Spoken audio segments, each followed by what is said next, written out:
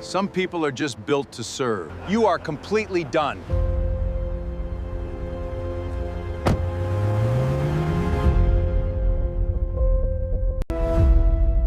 The poor driver was mocked by his boss, then arrived in his own private jet. The door to Blackwell Tower swung open. Richard Cole walked out fast, the way powerful men always walk, like the world is supposed to move for them. 6 executives followed behind him in suits, laughing at something he'd just said inside. Samuel Carter was already at the curb, car running, door ready. But Richard looked at his watch first. Then he looked at Samuel, and something shifted in his face. Not anger, something worse. Amusement. 4 minutes, Samuel, he said it loud, not to Samuel, to everyone around him. I have been standing in that lobby for 4 minutes. Samuel stepped forward. Sir, there was a lane collapse on I-90. The traffic was, I don't want to hear about traffic. Richard cut him off without raising his voice. That was the thing about men like Richard Cole. They never needed to raise their voice. The money did it for them. You know what I figured out after 9 years of watching you? Samuel stopped talking. Some people, Richard said, turning to his executives with a small smile, are just built to serve, and the sad part is, they can't even get that right. The executives laughed. A woman walking her dog on the sidewalk stopped and stared. A young intern standing near the door looked down at his shoes. Samuel stood completely still, hands at his sides, face calm, the way a man looks when he has practiced not reacting for a very long time. Clear out the car tonight, Richard said, already moving toward the open door. We're done. The door closed. The car pulled away, with a different driver up front. And Samuel Carter stood alone on that Chicago sidewalk, while strangers pretended not to have just watched a man get stripped of his dignity in broad daylight. If you've ever been underestimated by someone who had no idea who they were dealing with, this story is for you. Hit that subscribe button right now and drop a comment below. Just one word that describes how Samuel felt in that moment. I'll be reading every single one.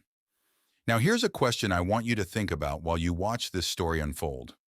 What would you do if the person who humiliated you suddenly needed something only you could give them? Hold that thought, because Samuel Carter is about to answer that question in a way nobody saw coming. Let me tell you something about Samuel Carter before we go any further. He was 44 years old, medium height, quiet voice. The kind of man who remembered your coffee order after hearing it once and never made a big deal about it. He grew up in Memphis, Tennessee, modest neighborhood, 2 parents who worked hard and talked straight. His father, George Carter, drove a delivery truck for 31 years and never missed a single day of work, not one. George Carter used to sit on their small front porch on Sunday evenings and talk to Samuel about life. Not big dramatic speeches, just quiet conversations between a father and his son. One of those conversations changed Samuel's entire life. Samuel was about 19 years old. He'd just gotten his first real paycheck, $412 from a summer warehouse job. He was already thinking about what to spend it on. His father looked at him and said simply, "Samuel, don't spend that. Buy dirt instead." Samuel laughed. "Dirt? Land," his father said. "Buy land. Dirt doesn't go anywhere. It doesn't break down. It doesn't go out of style. People will always need somewhere to stand. You buy enough dirt in the right places, you'll never have to worry about standing room." Samuel didn't fully understand it then, but he remembered it. He carried that conversation all the way to Chicago when he was 26. He got his commercial driver's license and started working for a transportation company that served corporate clients. Quiet work, decent money, nothing glamorous. When he was 33, the same year he started driving for Richard Cole, he bought his first piece of land. A small 2-acre parcel in a rural stretch just outside Joliet, Illinois. Nobody wanted it. The seller was practically giving it away. Samuel paid $11,000 for it. Then he went back to work, kept his head down, kept driving. Over the next 11 years, he purchased 14 more parcels, mostly on the edges of cities that were quietly expanding outward. He never bought anything flashy, never bought anything that made noise. He just looked at maps, talked to James Webb, his attorney in Nashville, and bought land that nobody else was paying attention to yet. The total he had invested across all 15 parcels by the time Richard fired him? Just under $400,000, saved slowly, spent carefully, built quietly. While Richard Cole was in the back seat talking loudly about his empire, Samuel was building one in total silence. Nobody in the car had any idea. I want to pause right here and ask you something. How many people in your life are you overlooking right now, simply because of the role they play around you? Keep watching. The morning after Richard fired him, Samuel woke up at his usual time, 5:15 a.m. Old habit, he made coffee, sat at his kitchen table, looked out the window at his quiet street in Naperville, Illinois. The neighborhood was still dark. Nobody was moving yet. He didn't feel sorry for himself. He didn't feel angry either, at least not the hot, burning kind of anger that makes people do stupid things. What he felt was something much quieter than that. Clarity. He picked up his phone and called James Webb. James answered on the second ring, even though it was barely 5:30. "You heard?" Samuel asked. "I heard," James said. "You ready to move on the corridor?" "Yeah," Samuel said. "Let's move." Here's what that meant. Richard Cole's largest development project, a massive mixed-use real estate deal on the north side of Chicago, worth an estimated $340 million, required land access through a specific 3-mile corridor connecting 3 separate properties Richard already owned. Without that corridor, the whole project couldn't be legally approved. The city wouldn't permit it. His investors wouldn't back it. The entire deal would collapse like a house of cards. Samuel had known about this project for 2 years. He'd heard Richard talking about it in the back seat, on phone calls, in conversations with architects and lawyers that Richard had while Samuel drove, because drivers are invisible, and invisible people hear everything. Samuel had quietly purchased that corridor, in 4 separate pieces over 3 years, through his holding company, Carter Land Group. He'd never said a word, not a single word. For the next 7 months after getting fired, Samuel let James handle everything legally while he focused on expanding his other holdings. He bought 2 more parcels in Indiana. He had lunch with a developer in Nashville who wanted to discuss a joint project. He flew to Florida twice to look at coastal land that 3 different investors were eyeing. He slept well every night. Meanwhile, Richard Cole's development project was running into a wall. His lawyers couldn't figure out why the land access permits kept getting flagged. They traced ownership through 3 shell companies before they finally arrived at the name they were looking for. Carter Land Group. Registered owner, Samuel T. Carter. Naperville, Illinois. Richard's lead attorney, a sharp woman named Diana Holt, who had worked for him for 12 years, walked into his office on a Wednesday afternoon, closed the door behind her, and placed a single sheet of paper on his desk without saying anything. Richard read it again, set it down. "Is this a joke?" he said quietly. "No," Diana said. "It's his. All 4 pieces. Purchased legally over 36 months. Everything checks out." Richard sat back in his chair. The office was quiet. Outside his window, Chicago moved the way it always moved, loud, fast, and completely indifferent to the problems of any one man. "Get him on the phone," Richard finally said. Diana nodded and walked out. Richard sat alone in his office for a long moment, staring at that sheet of paper. The name at the top didn't change no matter how long he looked at it. Samuel T. Carter, his driver, his former driver. Samuel was in his kitchen making lunch when his phone rang. Unknown number, Chicago area code. He let it ring twice before picking up. Samuel Carter. Samuel. Richard's voice came through carefully, measured. The way a man sounds when he's trying very hard not to sound desperate. "It's Richard Cole." "Richard." Samuel kept his voice completely even. "How are you?" A short pause. "I'm well. Listen, I think there may be something we need to sit down and discuss. Regarding some land holdings that have come to my attention." Samuel opened his refrigerator, pulled out a container of leftovers. "Sure," he said casually. "Thursday works for me. I'm flying back from Tampa that morning. I can send you a location." Another pause, longer this time. "Flying from Tampa," Richard repeated slowly. "Yeah, I've been down there looking at some coastal parcels. Beautiful area." Samuel put his lunch in the microwave. I'll have my assistant send you the meeting details. Does 11 a.m. work? That? Yes, that works. Great. Samuel set the timer. See you Thursday, Richard. He hung up before Richard could say anything else. He stood in his quiet kitchen in Naperville and listened to his microwave hum. Then, for the first time since standing on that Chicago sidewalk 7 months ago, Samuel Carter smiled. Right here, I need to ask you something. Notice how Samuel never once raised his voice, never threatened Richard. Never posted anything online. Never told a single person what he was about to do. He just built, quietly, patiently. Do you think most people could have stayed that quiet for that long? Think about that. Richard Cole had been in thousands of meetings in his life. Boardrooms, corner offices, private clubs with waitstaff who didn't make eye contact. But when his driver pulled up to Chicago Executive Airport on Thursday morning and he saw the private terminal Samuel had directed him to, something shifted in his chest.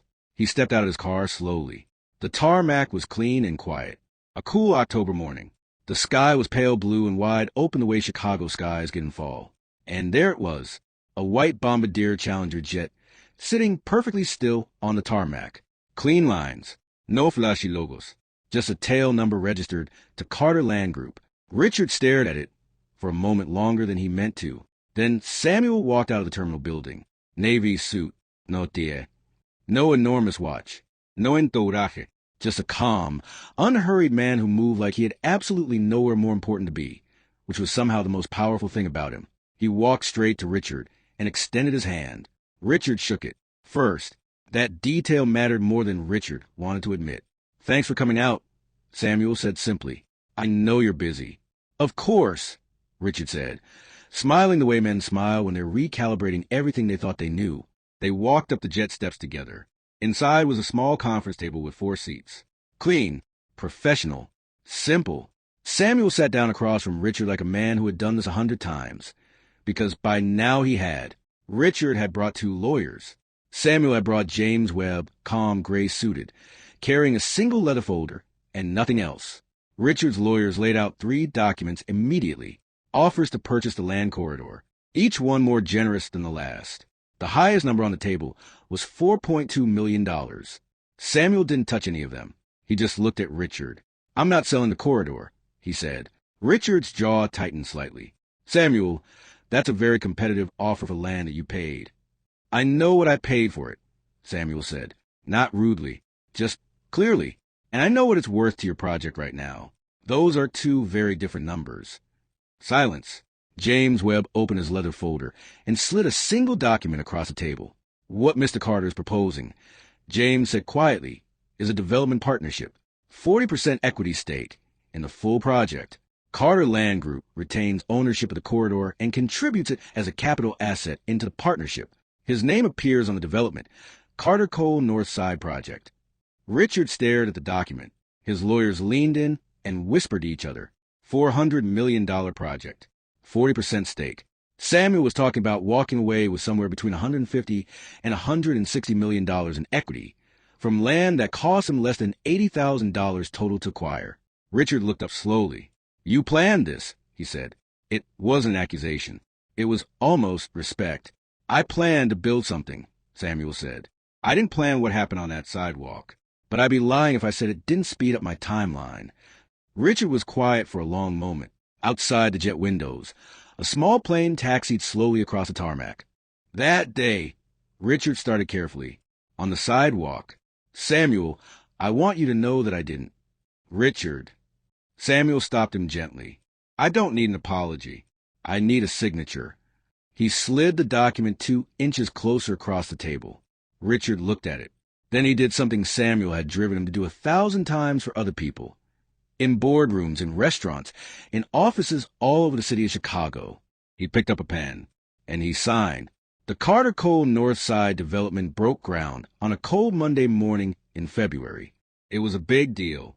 Local news covered it. The Chicago Tribune ran a piece on the partnership. Real estate circles in the city talked about it for weeks. Not because of the deal itself, but because of the story behind it. A former driver. 14 years of quiet land purchases. A 3-mile corridor that stopped a billionaire cold. People couldn't stop talking about it. At the groundbreaking ceremony, Richard stood at the podium first, old habit, and gave a polished speech about vision and partnership and the future of Chicago development. Then Samuel stepped up. He didn't have notes. He looked out at the crowd, journalists, investors, city officials, construction workers, and hard hats, and he just talked. "I drove for a long time," he said simply. "And the thing about driving is that you spend a lot of time watching other people go places." He paused. "I decided a while back that I was going to go somewhere too. I just decided to be quiet about it until I got there." People laughed. Someone in the back started clapping. Then a journalist from a local Chicago business publication raised her hand. "Mr. Carter, you spent nearly a decade as a driver for one of Chicago's biggest real estate developers. Did any part of you feel like that work was beneath you?" Samuel thought about the question honestly. He thought about his father on that porch in Memphis. He thought about all those early mornings. 5 a.m. pickups in January cold. Long waits outside restaurants while Richard ate. Conversations in the back seat that nobody was supposed to remember. "No," he said, "that work taught me everything. You learn a lot about an industry when you're driving the people who run it. You learn what they're afraid of. You learn where they see opportunity. You learn how they think." He smiled. "I just happened to think too." Quietly, in the front seat, the journalist nodded and wrote something down. In the back of the crowd, Richard Cole stood with his hands in his coat pockets. He didn't say anything, but he was listening. For the first time in a very long time, Richard Cole was listening to Samuel Carter. Here is what I want to leave you with today. Samuel Carter never posted about Richard on social media, never called a reporter, never told his side of the story publicly, never spent one single day trying to destroy the man who humiliated him on a sidewalk in front of strangers. He just went home, called his attorney, and got to work. The revenge wasn't loud. It was a signature on a document inside a private jet that Samuel owned. And maybe that's the most important part of this whole story. Not the jet, not the money, not the corridor. It's the fact that Samuel had been building long before Richard ever fired him. The humiliation didn't create Samuel's success. It just revealed it. So here's your final question to think about and drop in the comments below. Are you building something right now that the people underestimating you have no idea about? Because if you are, stay quiet, stay patient, stay focused. Your moment is coming. And when it does, you won't need to say a word. If this story hit different for you today, share it with someone who needs to hear it. Subscribe if you haven't already. And I'll see you in the next one.